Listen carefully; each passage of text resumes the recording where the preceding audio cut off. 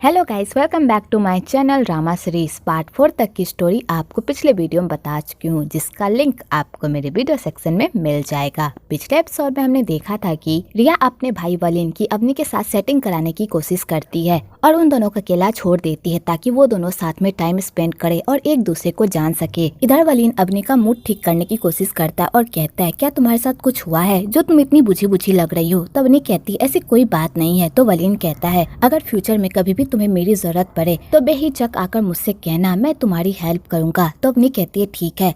आगे clean swimming करने के लिए पानी के अंदर चला जाता है कि तभी वहाँ पर राज आ जाता है। तो अपनी राज को देखकर पूरी तरह चौंक जाती है। तो राज कहता है, वलीन ने मुझे कहा था यहाँ पर आने के लिए, वो स्विमिंग करने के लिए पानी में गया है ना, तब तक तुम यहाँ पर अकेली रहती, इसलिए उसने मुझे कहा कि मैं तुम्हें कंपनी दूं। तो अवनी कहती है, मुझे तुम्हारी कंपनी की कोई जरूरत नहीं है। तो राज कहता है, ऐसा कैसे हो सकता है? तुम जैसी लड़कियों को तो सिर्फ लड़कों का अटेंशन ही तो चाहिए, क्योंकि तुम जैसी लड़कियों का काम ही तो है लड़कों को पटाकर अपने आगे पीछे घुमाना। तो अवनी को राज पर बहुत ही गुस्सा आता है और वो उसे पानी में धकेल देती है कि तभी वहाँ पर वलीन भी आ जाता है और राज और वलीन एक दूसरे से बातें करने लगते हैं कि तभी उधर से रिया भी आ जाती है और राज रिया के साथ वहाँ से चला जाता है। इधर जोधा करण को अपने प्यार के जाल में इस तरह फंसाती है कि करण को उसके आगे कुछ दिखता ही नहीं और जोधा करण को अपने अड्डे पर लेकर जाती है और वहाँ पर उसे जुआ की आदत लगा देती है। तो करण वहाँ पर जुआ खेलने लगता है तो उसमें वो जीत रहा होता है तो करण को भी मजा आ रहा होता है। एक्चुअली ये सब जॉन का प्लान होता है कि पहले वो करण को जुए की इस तरह लत लगा दे कि वो जुए के बिना रह ही ना सके और उसके बाद वो जुए के जरिए से करण को लूट सके। इधर सुधा अपने पति से अपने अंकल के बारे में बात कर रही होती है और वो कहती है, मेरे अंकल प्रिंस और राज दोनों ही एक जैसे लगते हैं और मेरे अंकल ने मुझे कहा था अगर मुझे कभी भी उनकी तरह कोई दिखे तो मैं समझ जाऊं कि उन दोनों के बीच खून का रिश्ता है। मुझे पूरा यकीन है कि अंकल प्रिंस का बेटा राज है। तो उसका पति कहता है, दुनिया में बहुत सारे लोग होते हैं जिनकी शक्ल एक जैसी होती है, इस तरह तुम इस कंक्लूजन पर नहीं पहुंच सकती कि अंकल प्रिंस ही राज के पापा हैं। अगर तुम्हें अंकल प्रिंस के बेटे के बारे में और जानना है तो तुम जाकर उसकी माँ से मिलो, शायद वहाँ पर तुम्हें कोई ऐसी इन्फॉर्मेशन मिल जाए जो तुम्हारे काम की हो। तो सुधा कहती है, तुम सही कह रहे हो। दूसरी तरफ सारे लोग पार्टी कर रहे होते हैं और ढेर सारी मस्ती कर रहे होते हैं कि तभी वहाँ पर सही आ जाती है। तो रिया जैसे ही सही को देखती है उसका गुस्सा तो 7वें आसमान पर ही पहुँच जाता है, क्योंकि जब भी सही आती है तो वो राज से जाकर सीधा चिपक जाती है और उसका पीछा ही नहीं छोड़ती और रिया को यही बात खाई जाती है। आगे वलीन और अवनी एक दूसरे से बात कर रहे होते हैं कि तभी अवनी को करण का कॉल आता है। अवनी बाहर में जाकर करण से बात करती है तो करण कहता है, मैं काम में बिजी था, इसी वजह से मैं तुम्हारे साथ नहीं जा पाया। वैसे वहाँ पर राज तो नहीं है ना? तो अवनी करण से झूठ बोलती है कि यहाँ पर राज नहीं है, यहाँ पर सिर्फ उसकी दोस्ती है। तो करण कहता है, ठीक है, अपना ख्याल रखना, और करण कॉल कट कर देता है। तो बेचारी अवनी ये सब सुनकर रोने लगती है क्योंकि सब उस पर हुक्म चला रहे होते हैं कि तभी वहाँ पर राज आ जाता है और अवनी को टॉन्ट मारता है और कहता है, तुम जैसी लड़की प्यार किसी और से करती है और शादी किसी और से करती है, क्योंकि तुम लोगों को तो एक अमीर पति चाहिए होता है ताकि वो तुम्हारी सारी ख्वाहिशों को पूरी कर सके और तुम्हारे नखरे उठा सके, और तुम जैसी लड़कियों की नजर में तो प्यार की कोई वैल्यू ही नहीं है। तो अपनी ये सारी बातें सुनकर अपनी रोने लगती है। तो राज कहता है, क्या तुम ये शादी नहीं करना चाहती? अगर तुम ये शादी नहीं करना चाहती तो वलीन तुम्हारे लिए बेस्ट ऑप्शन है, क्योंकि वलीन बहुत ही अच्छा लड़का है और वो तुम्हारा ख्याल भी रखेगा। तो अवनी खूब रोने लगती है और कहती है, प्लीज बस कर दो, अब मैं और नहीं सह सकती। तो राज को बहुत ही बुरा लगता है और वो अवनी से माफी मांगता है और कहता है, प्लीज मुझे माफ कर दो, मुझे ये सब नहीं कहना चाहिए। तो अवनी कहती है, सब मुझ पर हुक्म ही क्यों चलाते हैं और मुझे गलत ही क्यों समझते हैं? आखिरकार मैंने ऐसा क्या कर दिया है? तो राज कहता है, तुमने ऐसा कुछ भी नहीं किया है। अगर फ्यूचर में कभी भी तुम्हें मेरी हेल्प की जरूरत पड़े तो तुम बेहिचक मेरे पास आना। तो अवनी जैसे ये सुनती है तो उसे पास्ट की बातें याद आने लगती है, क्योंकि पार्क ने भी बचपन में सेम उसे यही बात कही होती है। तो अवनी ये बात सुनकर राज को ही देखती रह जाती है। दूसरी तरफ रिया को जब पता चलता है कि सही राज के साथ कपल कैंडल जलाने वाली है तो उसे ये बात सुनकर बहुत ही गुस्सा आता है, लेकिन उसके दिमाग में एक प्लान आता है और वो सीधा नीचे जाती है और वो ऐसी तिग्रम लगाती है कि सही को वो राज के पास से हटा खुद राज के साथ कैंडल जलाने लगती है। तो बेचारी सही ये सब देखकर पूरी तरह सैड हो जाती है, जिस चक्कर में उसके कैंडल में आग लग जाती है।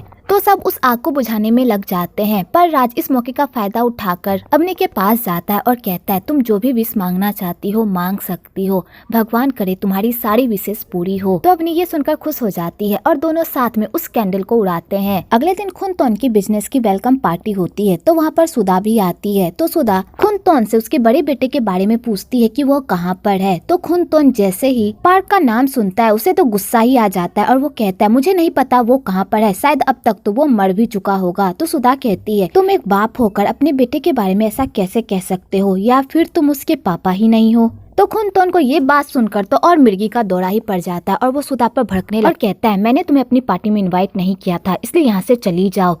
तो सुधा का मैनेजर उसे लेकर वहाँ से चला जाता है। आगे सुधा अम्बा से मिलती है और कहती है मेरे अंकल की लाइफ बर्बाद करके तुम तो बहुत ही अच्छी लाइफ जी रही हो, तुम्हें जरा सी भी शर्म नहीं आती। तो अम्बा ये सब सुनकर रोने लगती है और कहती है तुम मेरी फीलिंग नहीं समझ सकती, तुम मेरी जगह होती तब तुम्हें पता चलता कि मैं किस दर्द से गुजर रही हूँ। तो सुधा कहती है मैं तुम्हारे पुराने जख्मों को कुदेरने नहीं आई हूँ, बस मैं ये पूछने आई हूँ कि पार्क कहाँ पर है। तो अम्बा के पास इस बात का कोई जवाब नहीं होता सिवाय रोने के। आगे घर में खुनतोन अम्बा को खूब डांटता है और कहता है तुम्हारी वजह से आज मेरी पूरी पार्टी बर्बाद हो गई, तुम्हें सिर्फ टेसवे बहाने के अलावा कुछ भी नहीं आता, जब भी तुम्हारे आशिक का नाम तुम्हारे जबान पर आता है तुम रोने लगती हो। तो अम्बा ये सब सुनकर शॉक्ड हो जाती है और कहती है तुमने मुझसे प्रॉमिस किया था कि तुम कभी भी मेरे पास्ट का जिक्र नहीं करोगे और ना ही तुम कभी भी मेरे पास्ट को हमारे फ्यूचर पर हावी होने दोगे, फिर आज क्या हो गया। तो खुनतोन कहता है ये सब तुम्हारी वजह से, क्या मुझे समझ में नहीं आता कि तुम अभी तक उस इंसान को नहीं भूल पाई। तुम्हारा जिस्म जरूर मेरे पास है पर तुम्हारी रूह उसी इंसान के पास है जिससे तुम 30 साल पहले प्यार करती थी।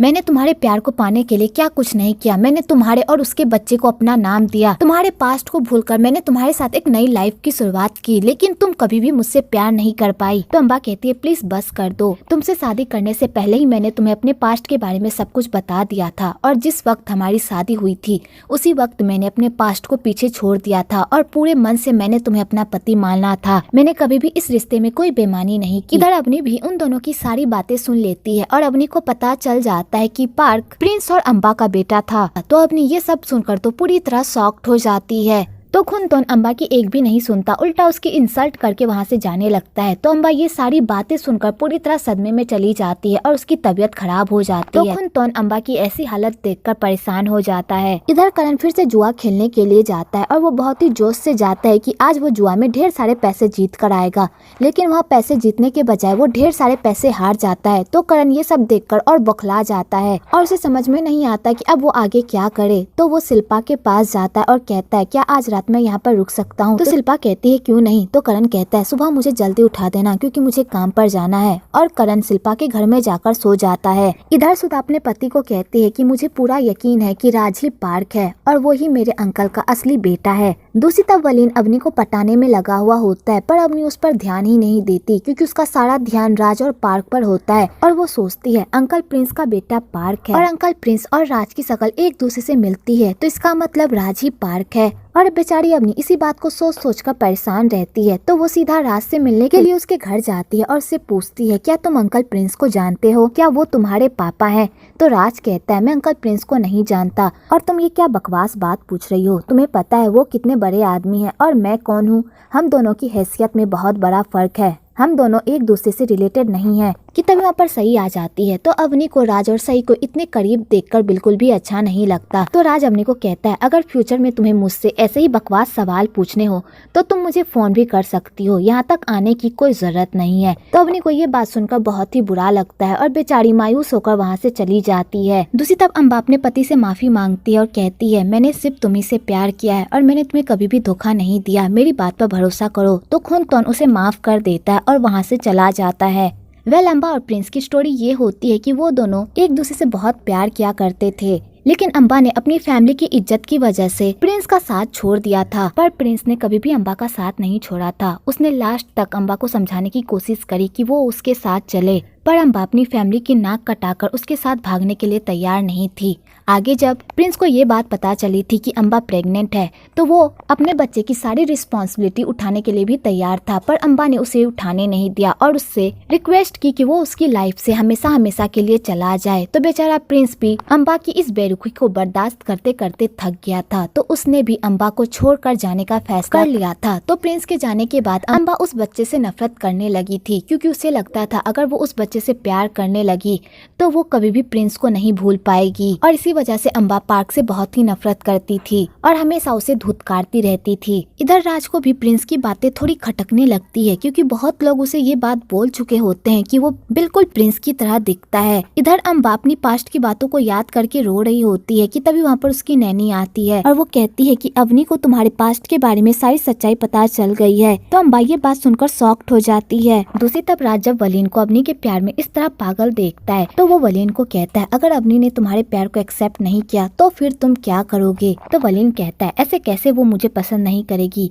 मुझे पता है कि वो भी मुझे पसंद करती है। तो राज कहता है बाय चांस अगर अवनी ने किसी और से शादी कर ली तब तुम क्या करोगे। तो वलीन कहता है तब मैं संन्यास ले लूंगा और दुनिया की मोह माया को त्याग दूंगा। तो राज को वलीन के लिए बहुत बुरा लगता है, क्योंकि वलीन अवनी से बहुत प्यार करता है पर अवनी उससे प्यार नहीं करती।